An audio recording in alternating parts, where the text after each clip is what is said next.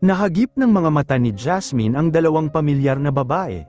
Kita niyang parang may hindi pagkakasundo ang mga ito, mas nakilala niya ang mga ito nang dumaan ang kanyang kotse. Inihinto niya ang kotse sa may unahan at dali-daling lumabas dito at tumakbo palapit sa dalawa.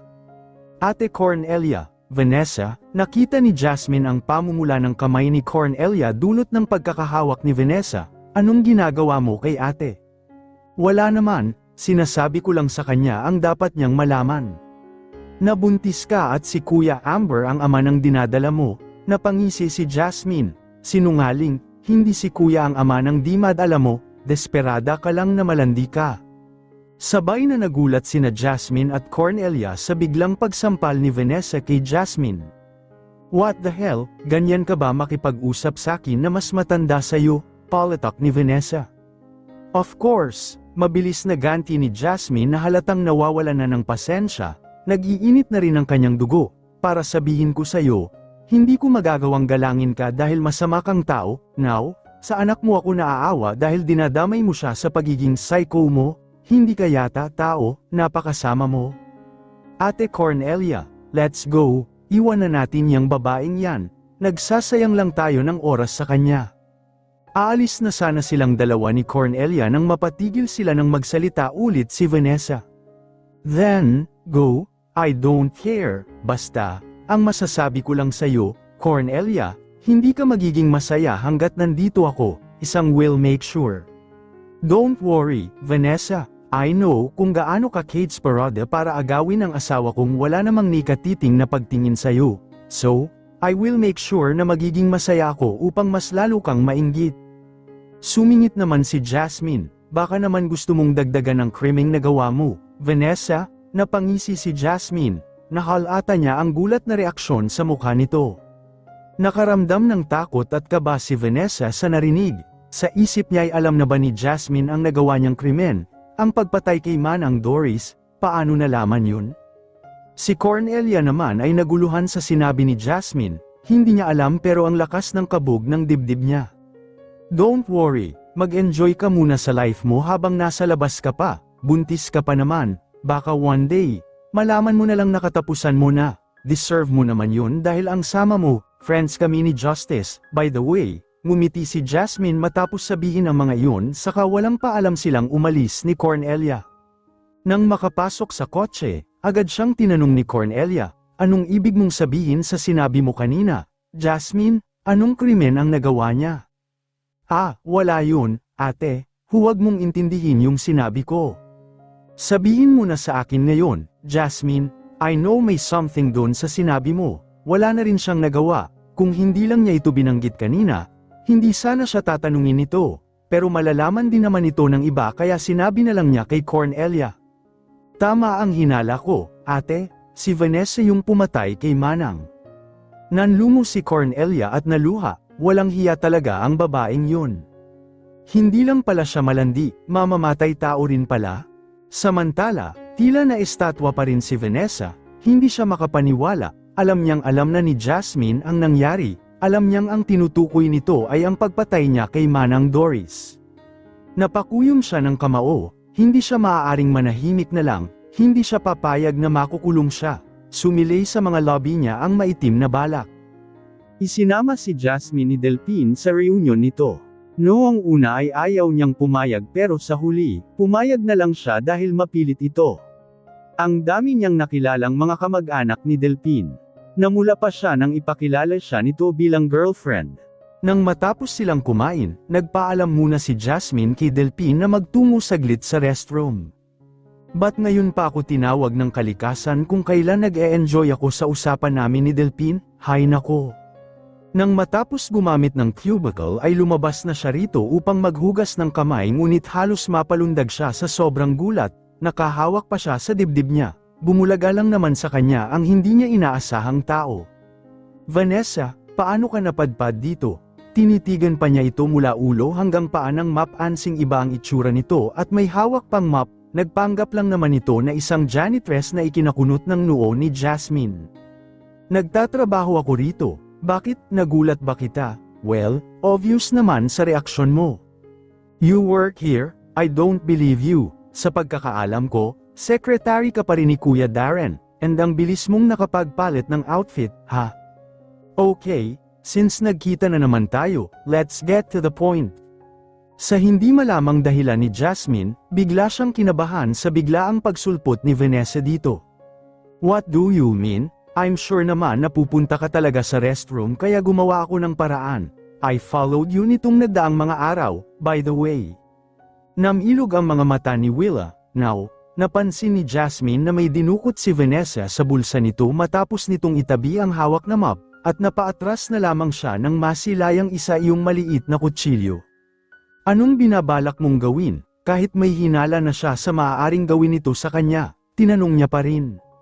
Napalunok siya sa takot at kaba, inilakbay naman nito ang mga daliri sa kutsilyo, tila sinusuri kung gaano ito katilim. Gustong tumakbo ni Jasmine palabas pero hindi niya magawa dahil baka bigla siyang hilahin nito o saksakin. Ano kaya ang feeling ng masaksak nito? Ano? I'm out of here. Hindi ako nakikipaglaro sa'yo. Vanessa, nakaisang hakbang pa lamang siya nang mapatigil nang biglang itutok ni Vane sa kanya ang kutsilyo. Halos mamatla si Jasmine, hindi makagalaw. Subukan mong kumilos, isasaksak ko ito sa'yo ng tuluyan. You're really a psycho. Baliw ka talaga, nang gagalaiti sa galit na saad ni Jasmine. Sabihin mo ang gusto mong sabihin. Wala akong pakialam. Now, gusto kitang tanungin. Ano ang nalalaman mo sa krimeng nagawa ko? Alin ba? Taas noong tanong ni Jasmine. Marami ka naman sigurong krimeng nagawa, pero sa tingin ko, ang tinutukoy mo ay uong pagpatay mo kay Manang. Tama ba ako? Yeah, right. So, alam mo na talaga. Paano mo nalaman yun? Sino pa ang may alam nito? May ebidensya ka ba? Tell me or else. You'll kill me, nakangising sabi ni Jasmine. I'm sorry, but I won't tell you. Hindi ko pwedeng idamay ang ibang tao dahil baka gawin mo rin sa kanila ang gagawin mo sa akin ngayon. Ano bang nangyayari sa'yo? Vanessa, why are you doing this? Idadamay mo pa yang inosente mong anak sa kahibangan mo? Baka alam na rin ni Delphine dahil close kayo. Ani Vanessa na hindi pinansin ang sinabi ni Jasmine. I'm sure hindi pa ito alam ni Amber at ng iba. Malakas ang kutob ko. Pero kayo ni Cornelia at Delphine, well. Help, biglang malakas na sigaw ni Jasmine na ikinabigla ni Vanessa. Shut up, baka gusto mong isaksak ko na sayo ito? May inilagay na akong note doon sa labas kaya hindi sila magtatangkang pumasok dito. Makukulong ka na, Vanessa, sa ginagawa mong ito, mas lalo lang madadagdagan ang kaso mo. Hindi mangyayari yun. Wala ka namang ebidensya, at isa pa, mamamatay ka naman din. Sa tingin mo, wala akong ebidensya sa pagpatay mo kay Manang Doris? Anong tawag doon sa disguise mo? Nagpanggap ka pa talaga. Good thing may sumusunod sa'yo and ako nga, hindi ko akalaing sa pagsunod niyang yun sa'yo, natuklasan namin na isa kang mamamatay tao. Sinipa bigla ni Vanessa si Jasmine sa paa kaya napadaing ito. Tulong, gusto mo na ba talagang mamatay, ha? Mas napaatras lalo si Jasmine hanggang sa nasandal na siya sa dingding. Gusto sana niyang tawagan si Delphine pero alam niyang manganganib siya lalo kapag ginawa niya yon. Since ayaw mo namang sabihin kung paano mo nalaman or kung sino yung mga nakaalam ng nagawa ko, tatapusin na lang kita. Tatapusin mo rin naman ako kahit sabihin ko man o hindi. Tumahimik ka. Naramdaman na lang ni Jasmine ang pagdaloy ng dugo sa kanyang leeg nang ilapat ni Vanessa ang hawak nitong kutsilyo. Nakita niyang ngumisi si Vanessa. Sa isang iglap lang, mabilis na gumalaw si Jasmine upang hawakan ng kanyang dalawang kamay ang kamay ni Vanessa na may hawak ng kutsilyo. Naglaban silang dalawa. Kailangan ni Jasmine na protektahan ang sarili habang iniiwasang hindi makagawa ng ikakapahamak ni Vanessa at ng pagbubuntis nito. Ayaw naman niyang gumawa ng kasalanan. Ang sa kanya lang ay makalayo siya sa babaeng ito. Si Vanessa naman ay iba. Sa ginawa ni Justin ngayon ay tutuluyan na niya itong patayin kaya pilit siyang lumalaban upang masaksak si Jasmine. Dahil sa maingat si Jasmine at si Vanessa ay agresibo at walang pakialam kung makasakit, malakas na itinulak ni Vanessa si Jasmine sa sahig at nadaplisan pa ang braso nito ng kutsilyo dahilan para dumaing at napasigaw ito sa sakit. Tumulo ang dugo roon at hinawakan ni Jasmine ang parteng iyon. Tila sinaniban na ng labis na kasamaan si Vanessa at sasaksakin na niya si Jasmine nang mapigilan naman agad ni Jasmine sa pamamagitan ng bag na dala nito. Doon tumama sa bag ang kutsilyo. Mabilis na kumilos si Jasmine at hinawakan ang mga kamay ni Vanessa upang hindi siya masaksak nito. Kaagad namang may sumigaw na lalaki sa may pintuan. Jasmine, Vanessa, si Delphine. Delphine, tulungan mo ako, naiiyak na sabi ni Jasmine. Pilit na kumakawala sa pagkakahawak ni Jasmine si Vanessa. Vanessa, tumigil ka, nakalapit si Delphine sa kanila ngunit sa paglapit niyang iyon ay ang pagkapiglas ni Vanessa kay Jasmine at agad na sinaksak ni Vanessa si Delphine ngunit nasangga iyon ang kamay ni Delphine, pero lumagpas ito at natusok ang tiyan ni Delphine, damaloy ang mga dugo sa kamay at tiyan ni Delphine habang pilit na hinahawakan ang kutsilyo at kamay ni Vanessa. Delphine, Jasmine, mabilis namang tumawag ng mga pulis at ambulansya si Jasmine sa cellphone habang hindi pa nababawi ni Vanessa ang kutsilyo. Tumigil ka, Jasmine, mas idiniin naman niya ang kutsilyo kay Delphine pero pinipigilan naman ni Delphine yon dahil baka mas lumalim pa ang sugat nito. Bitawan mo, papatayin ko kayo. Huli na, Vanessa, makukulong ka na? Hindi mangyayari yun, sigaw na naman ni Vanessa. Diyos ko, Delphine, nababalisa na si Jasmine sa kalagayan ni Delphine, hindi niya alam ang gagawin. Dahil sa pagkataranta ni Vanessa, binitawan niya ang hawak na kutsilyo at tinabig ang kamay ni Delphine sa kaakmang tatakbo ngunit hinila siya ni Jasmine sa kamay. Bitiwan mo ako, ano ba, hindi ka maaaring umalis, hindi ka makakatakas dito, buwelta naman ni Jasmine. Si Delphine naman ay napaupong nakasandal sa tabi, hawak pa rin ang kutsilyo. Bigla namang may pumasok na isang babaeng janitress at halos mamutla sa nasaksihan, mabilis itong sumigaw ng tulong sa dalawang gwardyang naglalakad. Hinawakan nila si Vanessa at napabitiw na rin si Jasmine, nagpupumiglas si Vane Alsa sa dalawang gwardya, si Jasmine naman ay mabilis na nilapitan si Delphine upang suriin ito, niyakap niya ito nang naiiyak.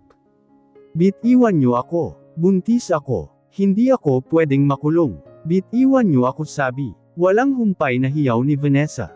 Dinala na siya palabas ng dalawang gwardya. Huwag ka nang umiyak.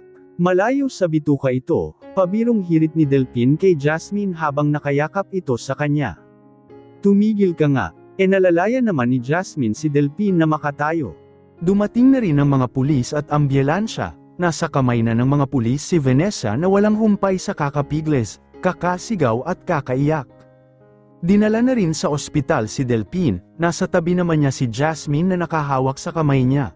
Umiiyak pa rin, hindi na nito alintana ang sugat na sa braso niyang nadaplisan kanina.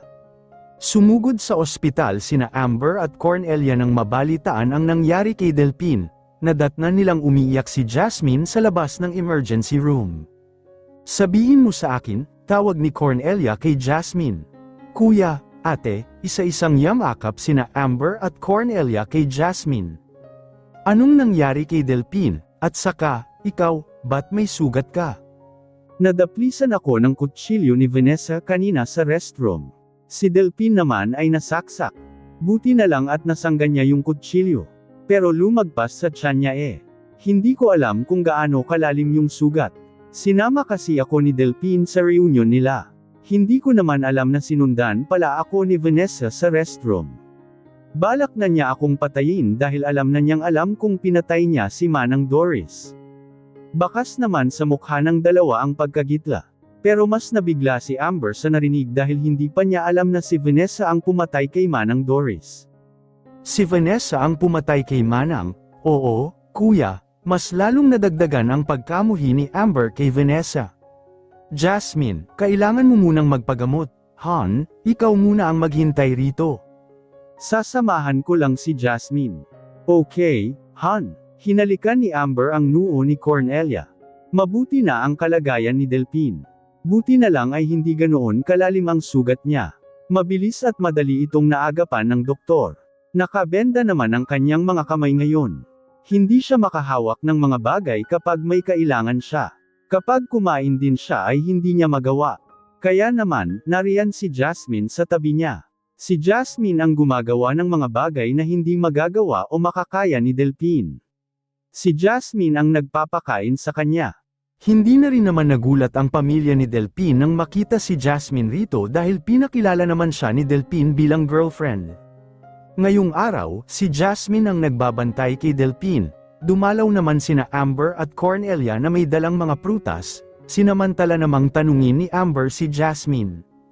May relasyon ba kayong dalawa? Ano ka ba naman, Han? Baka magkaibigan lang sila. Ikaw talaga, binibigyan mo ng mali siya. Ngumiti si Delphine saka tumingin sa mag-asawa. Pare, huwag ka sanang magalit, sabi ni Delphine. Pero ano? Oo Amber, girlfriend ko na kasi ang kapatid mo. What? Totoo ba yan? Panigurado ni Amber dahil pakiramdam niya nagbibiro lang ito. Inihiga naman ni Jasmine ang kanyang ulo sa dibdib ni Delphine saka parang niyayakap si Delphine. Oo, kuya and ate, magjowa na kami. Kaya pala noon pa lang, parang may kakaiba na sa inyo. Pero hindi ako makapaniwalang kapatid ko ang jowa mo, pare. Hindi ba pwede, kuya? Wala naman akong sinabing hindi pwede, Sabi ko nga, masaya naman ang mag-asawa sa kanilang dalawa. Sa isip ni Amber ay mabuti naman at si Delphine ang boyfriend ni Jasmine dahil alam niyang mabuting tao ito at kilala rin niya. Matagal na rin namang napawi ang selos niya kay Delphine dahil alam naman niyang wala itong intensyong agawin si Cornelia sa kanya. At isa pa, alam din niyang kaibigan lang ang turing ni Cornelia kay Delphine. Sa isip naman ni Cornelia, mabuti at nakahanap na ng minamahal si Delphine. Happy birthday! Happy birthday! Happy birthday, Morris! Nagsigawan ang lahat matapos ang pagkanta at pagbati ng Happy Birthday kay Morris. Ginabayan naman ni Amber si Morris upang hipan nito ang kandila sa cake. Ngayon ang ikalawang kaarawan nito. Narito ang mga magulang nina Amber at Jasmine, at mga magulang ni Cornelia. Narito rin ang malapit na mga kaibigan ni Cornelia at Amber. Kasama din ang mag-asawa ni Darinal. Si Delphine din, ang pamilya nito ay imbitado rin matapos magkakilala ang mga magulang nina Cornelia, Delphine at Amber at Jasmine dahil nga sa relasyon nina Delphine. Imbitado din ang ilang kakilala ng mag-asawang Amber at Cornelia, pati rin ang ilang mga kapitbahay. Sa may garden sa labas ng bahay ito ginanap, napakaraming tao, masaya ang lahat, pero bago pa man simulan ang kainan, nagpasalamat muna sina Cornelia at Amber na buhat si Morris. Happy birthday ulit sa aming gwapong anak na si Morris, at nais ko ring ay paalam na coming na ang isa pang magiging anak namin. Nanlaki naman ang mga mata ng lahat sa narinig. Ilang buwan na rin ang lumipas at malaki na rin ang tiyan ni Cornelia. Ilang buwan ka na nga ulit na buntis, anak? It's been almost 7 months, Dad. Oh, ba't ngayon lang ninyo sinabi na lalaki pala ang pangatlong apo namin? Kasi secret nga po, Mama, ngayon na lang namin sinabi kasabay ng birthday ni Morris. Alam naming hindi na kayo makapaghintay kung lalaki ba o babae ang anak namin. Hindi pa po ba tayo kakain? Gutom na kaming lahat eh. Nako, si Jasmine lang yang gutom na dyan. Natawa naman ang mga tao dahil doon, nagsalita naman si Alma. Ikaw, Jasmine, hindi ka na nahiya sa boyfriend mo. Napanguso si Jasmine sa kanilingan si Darren, Kuya Darren kasi. O siya, gutom na si Jasmine kaya kainan na, hiyaw ni Amber at sinimula na ang kainan. Masaya at payapa na ang buhay ni na Amber at Cornelia, walang Vanessa ang gumugulo sa kanila dahil nasa kulungan na ito mula ng araw na iyon, nabigyan na rin ng hustisya ang pagkamatay ni Manang Doris. May bago na ring sekretarya si Darren matapos makulong si Vanessa. Lumabas na rin ang resulta ng test kung sino ang tunay na ama ng anak ni Vanessa matapos itong manganak ilang linggo na ang lumipas. Napatunayang hindi nga si Amber ang ama ng bata. Nalaman nilang si Enrique ang ama ng bata at doon masaya si Enrique dahil tama ang kanyang kutob. Si Enrique ang nag-aalaga ng bata ngayon. Mahal na mahal niya ito. Mahal pa man din niya si Vanessa at bumibisita siya minsan doon sa kulungan. Ngayon naman, nakatulala si Vanessa sa loob ng kanyang selda sa kulungan, may hawak siyang blade sa kamay na nakuha niya sa kakilala niyang nasa kulungan din noong nagdaang araw. Matagal na siyang may gustong gawin sa sarili pero kahit paano ay pilit niyang kinaawaan ang bata noong buntis pa lang siya kaya hinintay niyang maisilang muna ang bata bago niya ituloy ang kanyang gagawin. Pagod na si Vanessa sa buhay, Hindi niya matanggap na hindi niya makuha si Amber, may tanim na galit at sakit sa kanyang dibdib. Kinamumuhian na niya si Amber dahil hindi siya nito magawang tingnan pati na rin ang dati niyang matalik na kaibigang si Cornelia. Labis ang kanyang inggit dito at ayaw niyang makitang masaya ito sa piling ni Amber. Hinintay ni Vanessa ang gabi sa kanya nilaslas ang sarili gamit ang hawak na blade hanggang sa maraming dugo ang damaloy at namutla siya. May tumulo pang mga luha sa mga mata niya bago siya tuluyang nawalan ng hininga. Kinabukasan, nakita na lamang ng mga tao sa kulungan na wala ng buhay si Vanessa. Nakarating din ito kay Enrique na hindi napigil ang mapahagulgol sa pagkawala ni Vanessa. Umabot din ito sa mag-asawang Amber at Cornelia, sa magkasintahang Jasmine at Delphine at kay Darren at sa iba pang nakakilala kay Vanessa. Hindi naman mapigil ang maiyak ni Cornelia sa nalaman. Kahit may galit siya kay Vanessa at kahit na hindi na sila magkaibigan, kahit paano ay may pinagsamahan pa rin sila noon. Naging magkaibigan pa rin sila noon. Tahan na, Han. Makakasama sa bata yan. Ba't kasi kailangan niyang wakasan yung buhay niya? Pwede pa naman siyang magbago. Hindi pa naman huli ang lahat. At saka, pwede naman siyang humingi ng tawad. Mapapatawad ko pa rin naman siya sa mga nagawa niya kahit na hindi na bumalik yung dati naming pagkakaibigan. Nangyari na, Han, wala na tayong magagawa doon. Sorry, Han. I'll stop now. Nalungkot at nabigla lang ako sa nangyari kay Vanessa. Pinilit ni Cornelia ang ngumiti at tumahan. Kailangan niyang hindi magpadala dahil ikakasama ito ng batang nasa sinapupunan niya. Ilang buwan na lang ay mangganganak na siya. Napakabuti nito. Mas lumalim pa ang pagmamahal niya rito dahil sa kalugod-lugod nitong ugali. Wala na siyang ibang hahanapin pa. Lihim siyang nagpapasalamat sa may kapal dahil dumating at binigyan siya nito ng isang mabuting asawa. I love you, Han. Mahal din kita, Han. Pagkangiti nito ay binigyan niya ito ng halik sa mga labi.